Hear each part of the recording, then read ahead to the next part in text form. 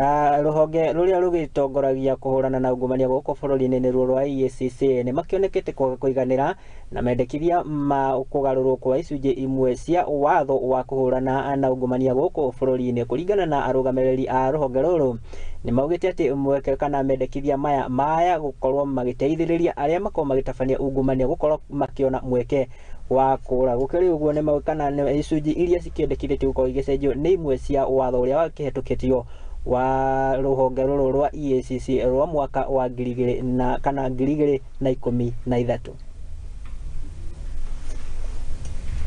The bill is an amendment to Section 45 of the Anti-Corruption and Economics Crimes Act. Section 45 deals with management and preservation and protection of public revenue and public funds. What these amendments propose to amend are two sections within that particular subsections within that particular section 45. The proposed amendment is on section 45 2B and C. So in simple terms, what these particular sections punish is for an officer whose job is to manage public funds not to follow the procurement processes willfully and carelessly. Now, what this bill intends to introduce is to decriminalize that particular action, which is very serious.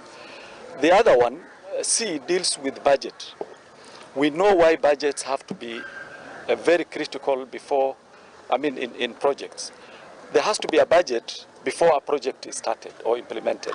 That is why even governments have budgets to ensure that the expenditures within the year is predictable. We are opposed to it. We have not been because probably, but Commission, we think this particular amendment is not in good faith. It is meant to kill the fight against corruption when it comes to investigating corruption matter. We call it supply chain for a reason. It's not just procurement. Supply chain is a holistic view about where the process starts, end-to-end view of supply chain, so that accountability is put at the right places in the supply chain, not just at procurement people.